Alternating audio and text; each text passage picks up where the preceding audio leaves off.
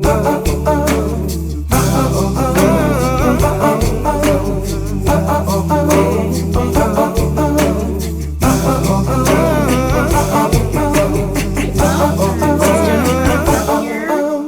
WCC SMP career coach, and we're interviewing Dee Liu.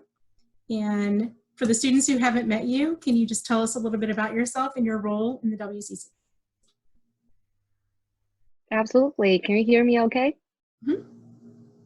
Okay. So my name is Dee Liu. I am part of WCC's BD and corporate relations team. And of course, I work very closely with career coaches across program. And Jennifer, you're one of my favorites. So if you don't see me very often on campus, it's probably normal because I'm based in China, Shanghai precisely, and only travel to St. Louis a few times every year. So what I'm doing here is that I represent Olin and also WashU to build up relationships with corporates in Asia, in the purpose of creating and bringing support for those who are looking for job opportunities in Asia. And among all the areas and countries in Asia, I would say China is probably the most prioritized market, and this aligns strategically with our student population. So my daily work includes I communicate with HR people, with recruiters quite often to get, for example, firsthand information on their recruiting plans and to understand their hiring process and evaluation criteria.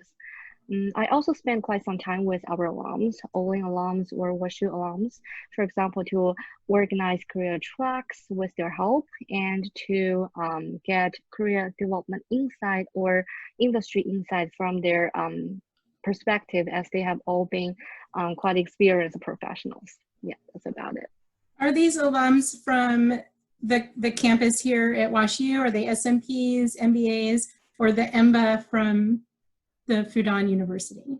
All of them, yeah. Okay. And is there a way that we can connect with those people, or maybe go through you?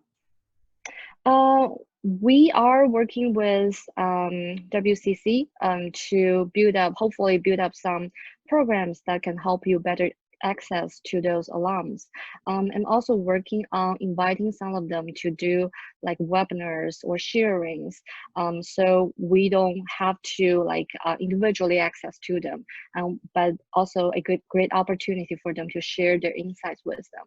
But if you're interested in any specific industry or company, feel free to drop me a note to an email, and I can figure out to see how I can help you. Great. We look forward to the progress in building that network. Sure. So, we're so curious. What are some of the trends that you're seeing around corporate recruiting in Asia, and I guess specifically China, for this upcoming summer? Sure. That's a great question. And I got inquiries like this quite often recently. For one thing, I think pretty much like all the recruitings is move up to online, that's for sure.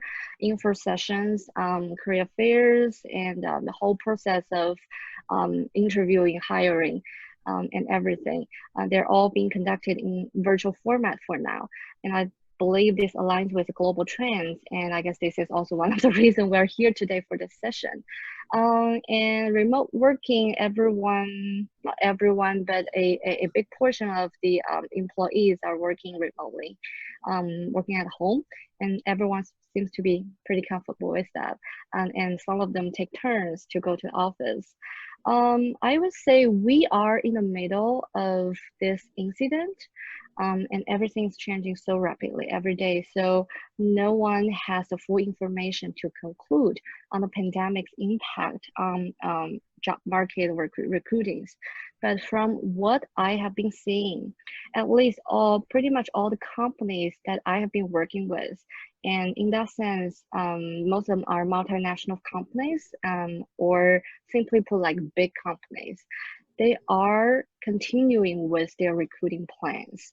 I haven't heard any company, our partner companies, eliminate their recruiting programs entirely or significantly reduced their number of headcounts. So I wouldn't anticipate there will be like huge changes in recruiting plans or job market compared to at least the last summer. If of course, there will be like companies that might modify numbers of their positions they're going to hire. If you see this slight reduction, I would prefer to see it as part of the long-term changes or trends impacted by multiple factors, economy, just industry, mobility, things like that. And I wouldn't read too much into it. My overall outlook for recruiting in Asia for this summer is, I would say, neutral. And is that true for both internships and full-time positions? Correct. Okay, great, thank you. And Sure. so as you're talking to your company contacts, what are they looking for in our students? That's another great question. I like this one. I believe there have been enough discussions about like leadership, teamwork, academic success, all these things. So I would like to take this opportunity to talk about strong motivation and passion into the jobs and companies you're applying. And in fact, this is the most frequently feedback I heard from my recruiter friends. Let me try to explain this from the perspective of company. So everyone knows that China, or like in general Asia, is a fast-paced and sometimes more result-oriented environment than the rest of the world. So a lot of work needs to be done before your hiring process can be complete, can be coordinated. It's on the company end. So not only you, the applicants will spend quite some time on it, the companies and hiring managers too. For example, they need to utilize all their resources and channels to get this job advertised. They sometimes even have to pay tons of money to hire a vendor to do that. Mm-hmm. And they need to like fight for 2 hours in the senior leadership's crazy schedule to get them interview you. Or they need to negotiate like tons of times with finance department to settle on your package. So after all this investment, what they want is not only someone who's good, but also someone who can stay, who they can keep. And the least, I think the least they want to see is they hire people after all this, and after like 1 or 2 months, and this person's like, this is not what I want. This is not how I imagine this work is like.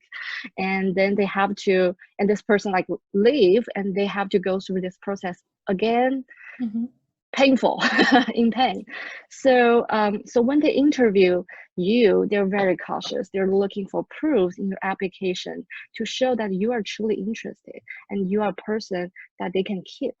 So they want you to show your application that you are truly interested in this job. You have done enough research about their company, about this job.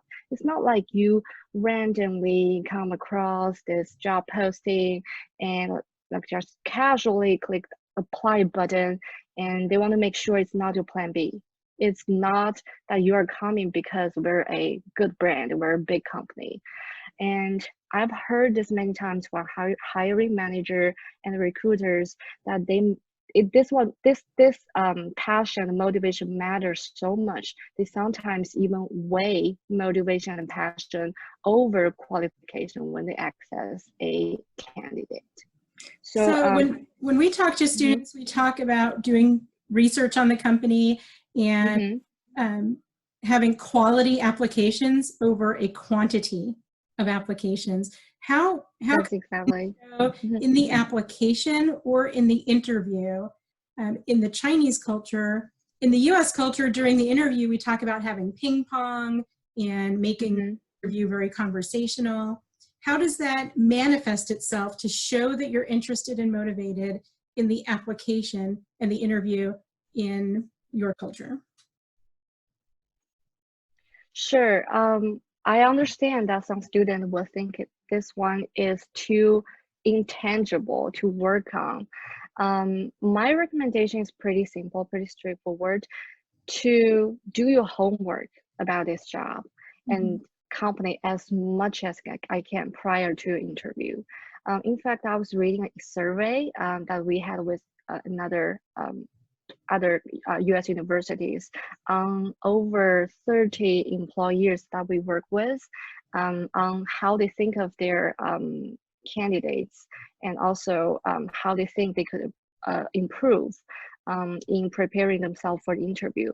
And I think almost half of them clicked option of understanding the company better, understanding position better. So do your homework, read everything you can, the recent news projects, their competitors in the market, their parents or sister companies, and of course you want to spend a solid time, browse thoroughly on their website, and of course you want to ask any contact you can find in this industry or at this company.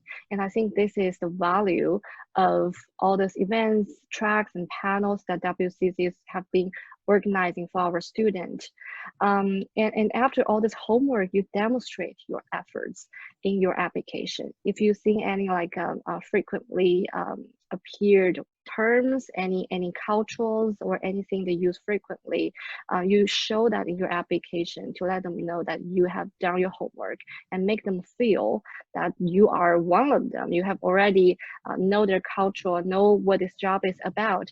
And I would say it sounds like a small work, but believe it or not, it will buy you extra chance in your application. That's what we're looking for, just a little extra chance. I think we may have already addressed the next question I had prepared, which is, do you have suggestions for how students can best prepare for applying and interviewing for jobs in Asia, especially when they're not able to fly back over and do that full day group interview? Sure. So in addition to what we have been talking about, I think I can think of two things on top of my head, particularly in the context of virtual interviewing and all this. One thing is I would recommend students to develop a more straightforward pitch on your relevance to this work, because if like everything is moving online, you're probably losing extra chance to demonstrate yourself as a vibrant person, as a true self. So you don't have like body language or facial expression, or you don't got to talk to recruiters before and after interviews, all this. So if I were interviewer who interview you virtually, I probably will hold a more, I would say, conservative attitude when I assess a person. So I wouldn't think it's a bad idea to be more direct and aggressive, to highlight your relevance and your fit to this job in this context. I have a great story to tell you. So I had this conversation with a talent acquisition manager from PwC once. It was after a career fair, the ALCA career fair. And he was talking to me about a student, one of our students that he met at this career fair. And he was very, very impressed because, everyone only got you light up for 30 minutes and at a career fair and only got maybe 3 or 5 minutes to talk to the recruiters.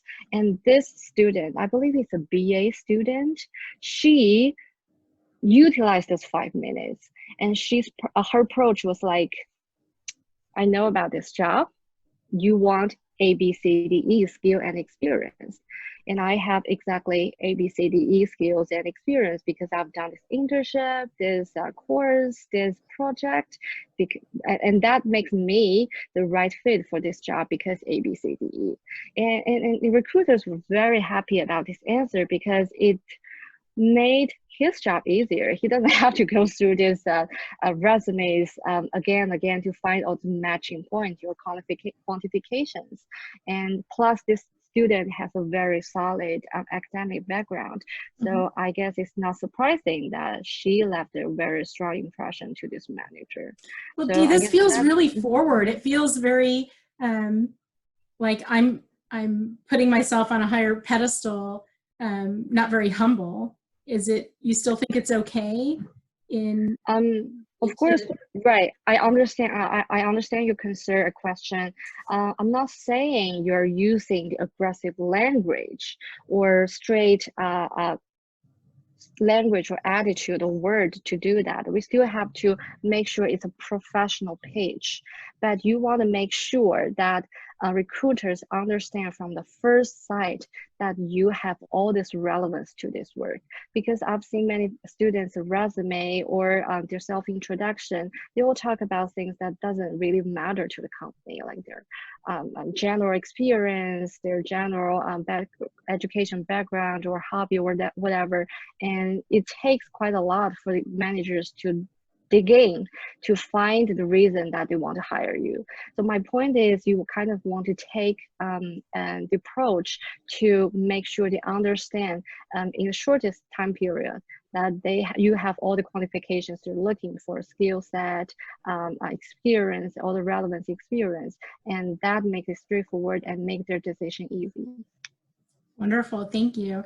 So a question that I didn't put on here, but you brought up the idea that career fairs are happening virtually. Would you keep us up to date so that we can share with the students when there are some virtual career fairs happening and we can register and attend those? Absolutely. So I sitting on some of the career fair organizing committee because the pandemic, everything's having, everything's thinking about changes, and it takes a while for us to figure out a new plan. But whenever it's decided and it's being planned, I will share the information of all these opportunities with students and coaches as soon as I know. Fantastic. And finally, what's one big takeaway that you can give students who are considering internships or jobs in Asia? I would say if you are interested or just start to think about job opportunities in Asia, get yourself prepared as early as possible. For one thing, I've seen many cases that students only switch to opportunities and switch to Asia after they feel that it's not feasible to find a job in the US, or they have already give it up.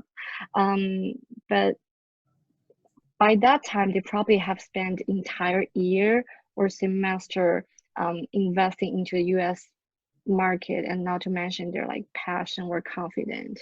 And unfortunately on that time, if they only realize Asia is where they want to be ultimately, right before the graduation, unfortunately by that time they have probably already missed tons of excellent opportunities for them, and they sometimes could put themselves in a little bit awkward position in the recruiting timeline.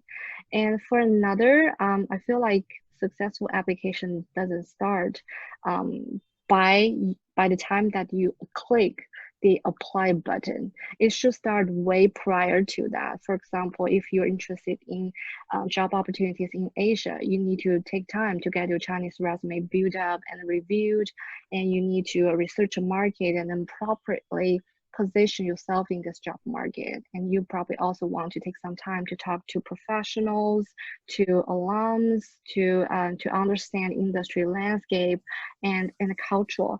So just to name a few. So it takes a while for you to really get yourself prepared for job searching in another market. So I would say the earlier you even just start to think about it, the more comfortable place you're putting yourself in the job search in Asia. So it's mid to late March. Are we too late for this summer, or are we really just pushing the envelope? It's not too late, but it's going to be hard. It's not too late for now. It's right in the middle of the peak season of summer internship hiring.